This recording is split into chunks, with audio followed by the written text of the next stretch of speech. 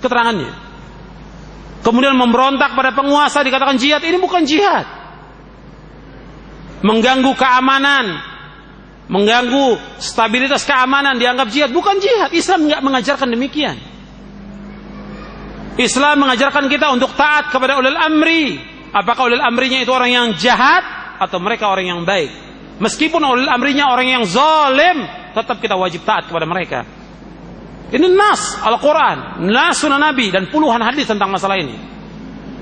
Jadi bukan seperti yang dilakukan oleh sebagian orang yang mereka katakan jihad, atau mereka mengadakan istilah mereka nahi mungkar, mencegah kemungkaran, tapi cara yang mereka lakukan salah, tidak mengikuti syariat. Jadi kadang-kadang kita tidak bisa membedakan mana urusan rakyat, mana urusan ulama, mana urusan ulil amri. Campur aduk sekarang ini. Yang haknya ulil amri diambil oleh rakyat. Yang urusan ulama diambil oleh orang-orang yang tidak paham tentang agama. Hancur. Jadi harus didudukan. Ada yang urusannya rakyat, laksanakan. Ada urusan ulil amri, serahkan kepada ulil amri. Jihad, urusan ulil amri. Bukan urusan rakyat, urusan ulil amri jihad ini. Bersama ulil amri. Dan sepakat seluruh ulama Ahlussunnah tentang masalah ini. Yang urusannya ulama, kita serahkan kepada ulama. Ini sekarang orang baru nuntut ilmu sudah menjadi ulama, berfatwa lagi. Oh ini boleh, ini termasuk jihad, nggak apa-apa. Bom bunuh diri boleh. Dari mana dasarnya? Mana dalilnya? Ngaji nggak pernah, nuntut ilmu nggak pernah, jadi mufti, jadi ahli fatwa. Ini banyak sekarang ini seperti ini. Ya, menang semangat. Agama ini bukan sekedar semangat, tapi ilmu. Bukan sekedar semangat. Banyak orang semangat, harus semangat jihad. Semangat kalau tidak dasar ilmu, yang ada apa? Kerusakan demi kerusakan. Seperti yang terjadi sekarang di mana-mana.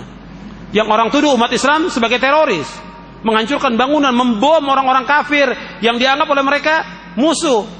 Padahal mereka orang yang aman, diamankan oleh negara, punya perjanjian. Kafir muahad dan kafir zimmi. Gak boleh. Perang itu tetap ada, tapi kepada siapa? Kepada orang yang kafir harbi yang menyerang kaum muslimin. Itu diatur dalam Islam.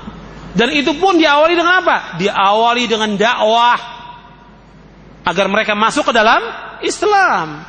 Bukan langsung menyerang, diajak mereka untuk masuk dalam Islam. Kalau mereka tidak mau, ditawarkan mereka untuk membayar pajak. Karena pajak untuk orang kafir, bukan untuk orang Islam. Kemudian setelah itu mereka tidak mau, baru dikumandangkan jihad. Jadi ada aturan di dalam Islam. Sampaikan dulu hujah kepada mereka. Bukan seperti sekarang. Tauhid juga nggak ngerti, maunya jihad. Kadang-kadang mereka juga ada pemahaman di kepalanya mereka. Apa pemahaman mereka? Mereka ini dari dulu sudah banyak berbuat dosa dan maksiat. Ya, minum khamar, berzina, pernah membunuh orang. Kebetulan ada jalan, orang katakan jihad. Kalau mati syahid, menghapuskan semua dosa. Akhirnya mereka ikut gabung di sini. Untuk apa? Untuk menghapuskan semua dosanya. Karena pemahaman yang salah yang ada di kepala mereka. Ya tetap wajib tobat. Kemudian jangan ambil jalan pintas. Supaya terampuni semua dosa, jalan pintas. Wah ini jalan pintasnya, bagus ini. Yaitu syahid. Dengan demonstrasi terbunuh, syahid. Dari mana keterangannya seperti itu? Menyerang orang-orang kafir yang tidak ikut dalam peperangan, dibunuh, atau yang lainnya, atau merusak bangunan dan yang lainnya. Ini bukan ajaran Islam. Jadi harus kembalikan kepada kaidah Islam. Islam ini agama yang sudah sempurna dan terdapat dalilnya tentang masalah ini semuanya. Tentang al-amru bil ma'ruf wa nahy anil munkar dijelaskan oleh para ulama dalam kitab-kitab mereka. Kemudian selanjutnya di antara keutamaan ilmu, bahwa ilmu yang kita ajarkan ini terus mengalir pahalanya, termasuk amal jariyah. Begitu juga dengan kita menuntut ilmu, kita akan berpikir yang benar, kita akan mendapatkan pemahaman yang benar, kita akan dapat mentadaburkan ayat-ayat Allah. Kemudian juga ilmu lebih baik dari harta. Saya sebutkan di sini, antum lihat di halaman 49 dan halaman 50, saya sebutkan bahwa keutamaan ilmu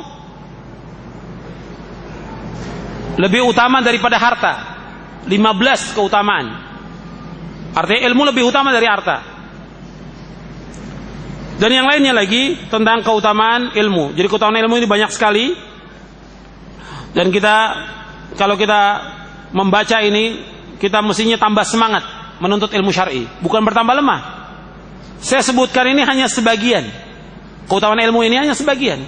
Keutamaan ilmu syar'i itu lebih dari 100 keutamaan. Dibawakan oleh Imam Ibnul Qayyim dalam kitabnya Miftah Daris Sa'adah. Kemudian setelah itu disendirikan oleh Syekh Ali Hasan Ali Abdul Hamid dalam satu buku khusus tentang keutamaan ilmu.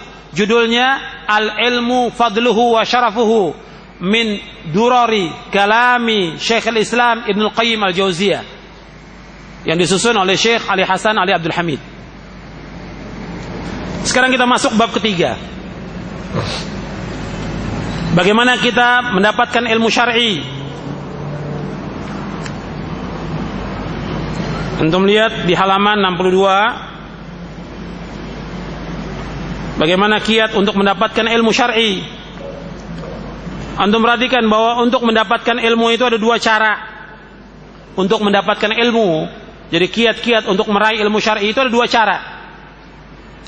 Cara yang pertama dengan apa? Dengan mengkaji kitab-kitab yang terpercaya, yang ditulis oleh para ulama, yang ilmunya, amanahnya, keselamatan akidah ini ma'ruf. Jadi mengambil ilmu langsung dari berbagai kitab. Tapi rintangan untuk yang pertama ini, pertama lama waktunya. Kemudian ilmu, orang yang mengambil ilmu itu dari kitab itu lemah. Karena apa? Tidak dibangun di atas kaidah yang kuat. Yang kedua, yaitu mengkaji ilmu dari seorang guru yang terpercaya, ilmu dan agamanya.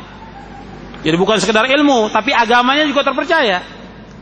Dia betul-betul amanah, betul-betul dia takut kepada Allah, betul-betul dia mengharap kepada Allah, dan yang lainnya. Agamanya bisa dipercaya. Jadi ini dijelaskan oleh Syekh Muhammad bin Shalih Al-Utsaimin. Jadi untuk ilmu ada dua cara. Yang pertama dengan kita membaca kitab-kitab para ulama Ahlus Sunnah. Yang kedua dengan langsung belajar, talaqi.